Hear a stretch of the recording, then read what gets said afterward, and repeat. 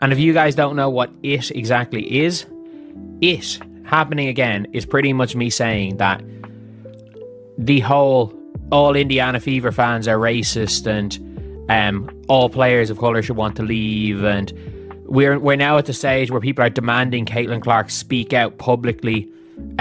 apologising to Raven Johnson. Out of nowhere, the sports world just witnessed something that has fans instantly shaking their heads in disbelief at record speed, because what started as a simple demand quickly turned into talk of an apology, and somehow, once again, Caitlin Clark finds herself right at the center of the storm, but this time it's not about a clutch game winner or another historic record being shattered. It's about unexpected drama that's grabbing attention for all the wrong reasons.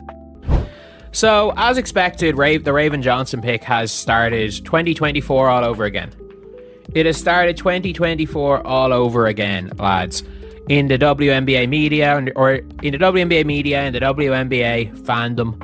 Now instead of highlight moments, the spotlight has shifted to drama that feels completely forced and unnecessary, and the response from fans has been anything but quiet, with people openly expressing frustration and strong opinions across the board, as the entire situation sparks one major debate.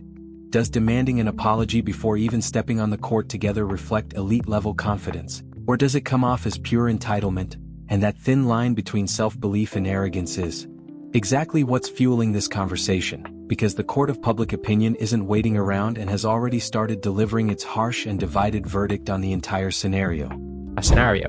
But like, you've now got people demanding Caitlin Clark apologise and denounce her fans. I'm like, what the fuck is... Let's cut through the noise and break this whole situation down for what it really is, without overcomplicating it like it's some deep, layered mystery, because honestly, it's pretty straightforward when you look at the facts, and here's exactly what went down in clear terms. Raven Johnson stepped forward and made her stance absolutely clear for everyone watching, openly stating that she expects a formal apology from Caitlin Clark before she would even think about the possibility of sharing the court together, instantly turning a simple situation into a headline-grabbing controversy. The more of this crap that happens, the harder it is to keep a good locker room. Like, we saw it in 2024. Like, Nalissa Smith nearly breaking down at the end of the season. Like, because obviously with Dejanay. She didn't leave any room for interpretation either, making it clear this wasn't about stepping up the competition, settling things on the court, or even agreeing to move forward professionally. Instead, Raven Johnson firmly demanded a direct apology from Caitlin Clark, and fans immediately reacted with strong opinions, questioning the intention behind such a bold stance, because the moment you attach yourself to that kind of spotlight with a demand like that, people are bound to ask whether this is truly about respect or simply a push for relevance. Even though in the high-pressure world of sports, emotional moments, heated exchanges, and bruised egos are completely normal and part of true competition, there's still a clear line that separates natural intensity from turning things into a public list of personal grievances. And once that line is crossed by saying you won't even step on the court without a formal apology, the conversation shifts away from basketball entirely and into something deeper, where it starts to feel less about the game itself and more about control, influence, and shaping the narrative off the court rather than proving it on it. And this is exactly the turning point where fans across the entire sports world started raising their eyebrows all at once. Because Caitlin Clark, no matter whether you support her or criticize her, has very deliberately built her reputation on a simple but incredibly powerful mindset. She shows up, she competes at the highest level, and she lets her performance speak louder than anything else without ever attaching conditions, excuses, or behind-the-scenes demands. So the moment someone tries to flip that narrative and shift the focus toward apologies instead of pure production and results on the court, it instantly grabs attention in a way that doesn't sit right with a large portion of fans, especially when you factor in how important timing is in situations like this, because this isn't unfolding quietly during an off-season lull where things can go unnoticed. Instead, it's happening right in the middle of peak attention when Clark is already one of the most talked about names in the entire sport, with every move she makes being heavily scrutinized, every game broken down in detail, and every moment analyzed from multiple perspectives, which only magnifies the spotlight even more and turns an already tense situation into something that feels impossible to ignore or escape. As her name continues to dominate headlines and echo across global media, every single mention of Caitlin Clark only amplifies the spotlight even further. So choosing to step directly into that massive attention wave with a demand like this was always going to raise serious questions about intent. with fans immediately wondering whether this is genuinely about respect and settling unfinished tension or if it's a calculated attempt to gain relevance by attaching to one of the biggest ongoing storylines in the sport, and that uncomfortable question is exactly what people are avoiding saying out loud, even though the reaction online made it painfully obvious where most stand, as social media erupted almost instantly like wildfire, not with calm or balanced takes but with sharp sarcasm, relentless criticism and brutally honest reactions, with comments ranging from "an apology for what?" to "since when do competitors need permission to play?" and the most repeated sentiment of all, "just play the game," which perfectly captures the core frustration because at its foundation basketball has never required apologies to function. It thrives on performance, execution, and results, and that's why this entire situation feels so out of place, as the focus has completely drifted away from what happens on the court and shifted towards something happening entirely outside of it, leaving one major question hanging in the air that no one can ignore anymore. So the obvious question everyone keeps circling back to is this: what exactly would Caitlin Clark even be apologizing for? Because when you really stop and think about it, there hasn't been any major public incident, no viral clip, no undeniable moment where she clearly disrespected Raven Johnson in a way that crossed a visible line, and without a specific example that fans can point to, the entire demand starts to feel incredibly vague and unclear, and the reality is vague demands almost never sit well with the public because if the issue can't be clearly explained, people naturally begin to question whether there's actually a real problem there at all or if it's being overstated for attention, and that's exactly where the situation starts to invite sarcasm and criticism, because from the perspective of any other competitor grinding every single day, training hard, pushing limits, improving their game, and fighting to earn opportunities,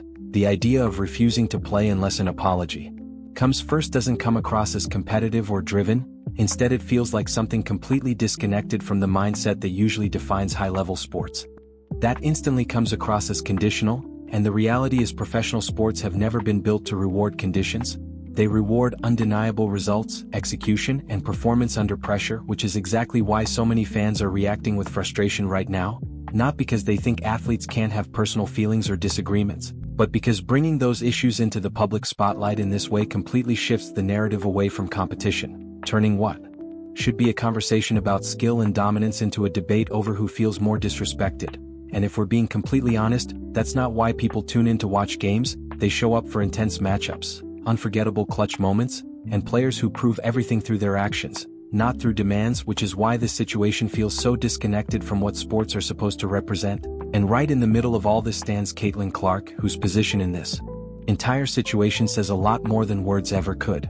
What really stands out here is that Caitlin Clark hasn't actually said much at all. There's been no dramatic reaction, no public exchanges, no viral social media response trying to win the moment, just complete silence. And as we've seen time and time again, that kind of silence can speak louder than any carefully crafted statement ever could, because by choosing not to engage, she's indirectly sending a very clear message that her focus remains on basketball and nothing else, which ironically makes the entire demand for an apology feel even more amplified and out of place, not in a powerful or commanding way, but in a way that feels unnecessary and disconnected. Because when one side is focused on setting conditions while the other is simply showing up and playing, fans naturally gravitate toward the one delivering results, and that reaction is almost instinctive. But this is also where things start to go deeper than just one moment or one statement, because this situation reflects a broader pattern that many observant fans are beginning to notice more frequently, where anytime Clark's name is even loosely involved in a situation,